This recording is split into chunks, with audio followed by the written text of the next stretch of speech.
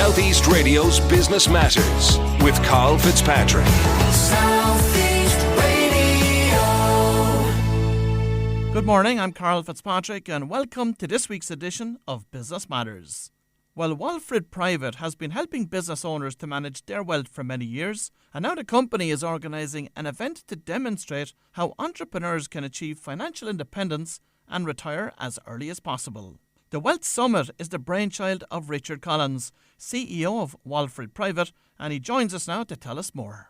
Richard, we'll be discussing the Irish Wealth Summit, which will be taking place on Thursday, the 11th of May, in the Westin Hotel in Dublin. But first, I'd like to get an insight into your own background. Hi, Carol. Thanks for having us on.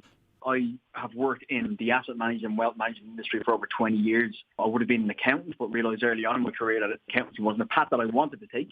So I sidestepped into the world of wealth management back much earlier in my career. And since then, I had worked in asset management, acquiring properties across Europe and the Middle East for syndicated property funds. And I got made redundant in 2008, just before the global financial crisis, because the model had no future in it from the perspective of bank lending and whatnot. That aside, I moved on then into the whole world of financial advisory. I kind of sidestepped from accountancy into asset management, wealth management, and into the financial advisory side of things for company directors, small business owners and self-employed people. Ever since then, we have basically tried to scale up what we were doing, and in 2012, we became regulated as Walfrid Private, and we're based in Dublin, and we operate nationwide across the 26 counties. And again, we show a critical path to business owners, self-employed people, of how to achieve financial independence, retire early. In terms of small business owners, do many of them put enough time into planning for the future and actually maximising their wealth?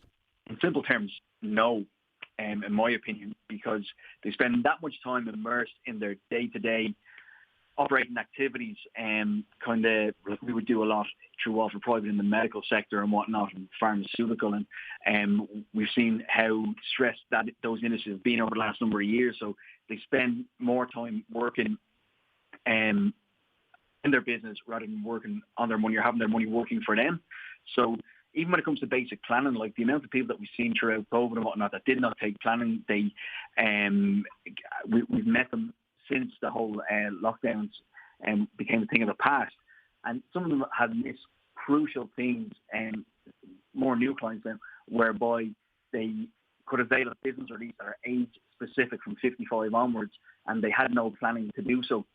And then some people hit the 66 years of age mark, and per shareholder and per director, they've lost about €250,000 as part of an exit strategy from their business, purely because the head was in the sand with COVID, and probably before that because they were making money. And Richard, when a client engages with you, talk us through the process that you bring them through. So we would meet people at many different educational events that we do historically. They would then come through what we call our discovery process, whereby we would gather all the information on their current position, and our financial planning team would then map out through lifestyle financial planning of what they want to achieve in life over the next number of years.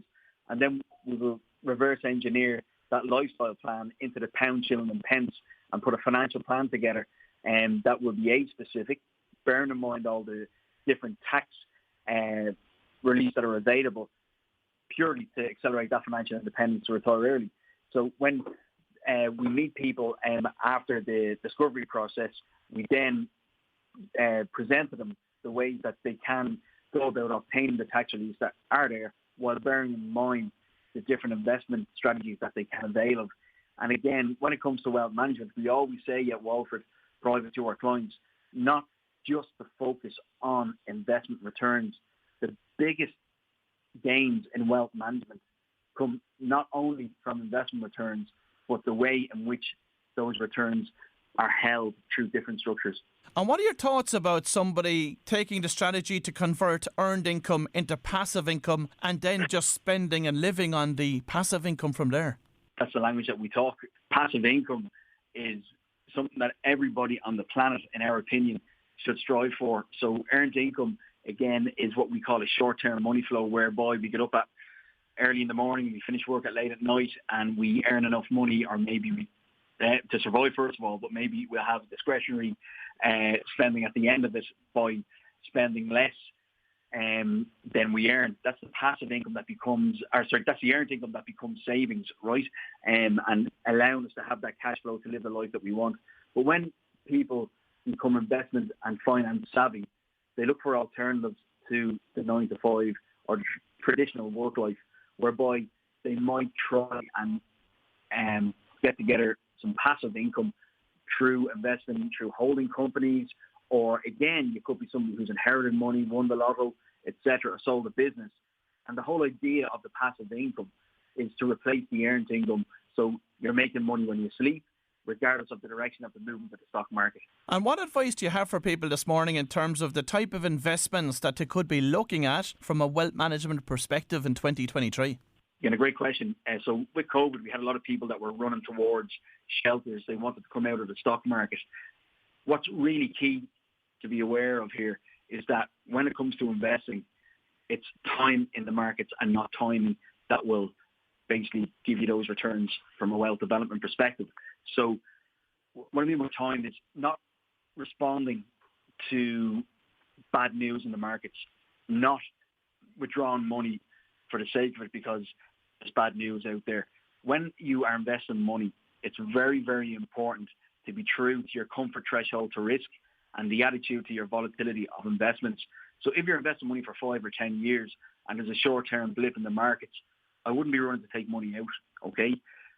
If you're invested in diversified portfolios, if you like the idea of investing in the top 100 companies in the world and having a more passive investment strategy, just diversify across the fund-to-fund approach if you're not a savvy investor. We then have other people that will invest in property or real estate.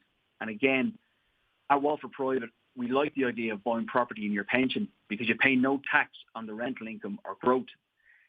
People might say there's been an exodus of landlords from the market, and that's true. That's because of tax and tenants, as we all know, with eviction bans and whatnot. But we're seeing at Walfrid Private a large amount of people moving back into the whole property world by investing through their retirement accounts. And in terms of risk, Sir Richard Branson joined us on the show a few weeks ago, and when I asked him about his appetite to risk and his approach to it, he said that he always protects the downside. What are your thoughts on that? It's what we're about here as well, because there's too many, how do I say it, investments out there that might be unregulated, okay, from the aspect of crypto and whatnot. We had everybody over the last number of years running out and buying it, and then again, there's been a correction in that market, okay, on the rise again, volatility, and people are buying for the long term there. But when it comes to investing, you have to make sure that you have money in your short-term, medium-term, and long-term pots. Never expose yourself. No matter what you're investing in, it could be private equity, it could be a scale-up in your business. Always make sure that the bread and butter is looked after, and only invest if you have that discretionary expenditure to build wealth. Don't be borrowing for wealth generation when you don't have your short-term, medium-term, and long-term silos looked after already. Richard, the reason I've asked you to join us on this morning's show is to also discuss the Irish Wealth Summit, which takes place on May 11th. It's your brainchild. What's the premise behind the event? Yeah, we're very proud of this.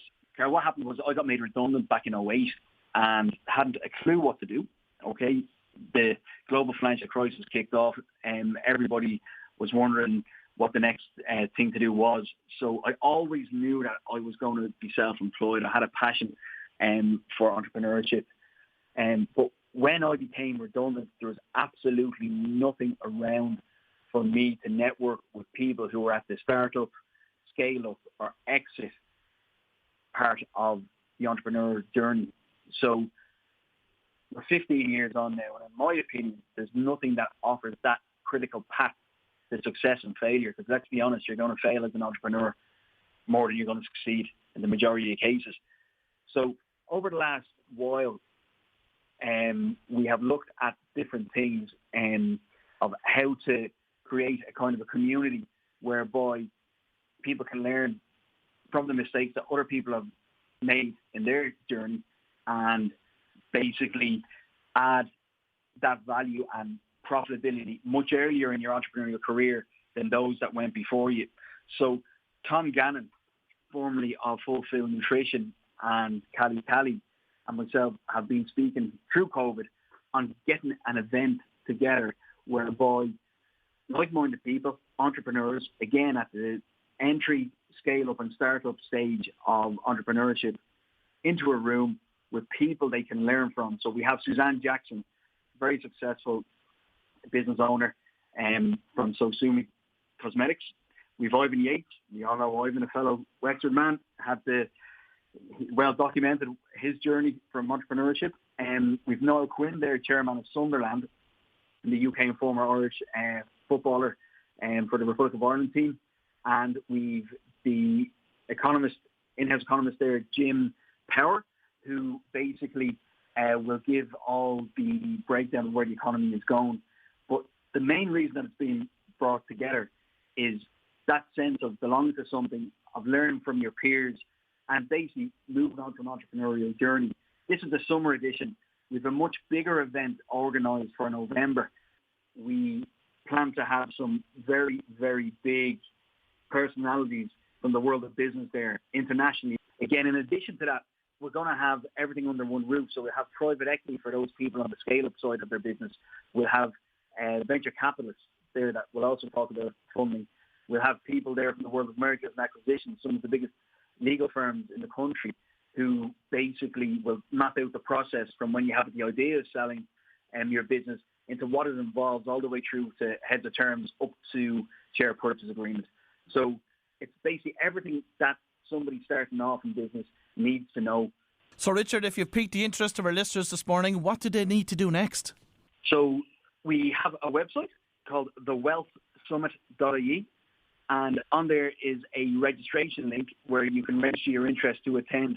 And once that information comes in, our ticketing team will be straight back onto you.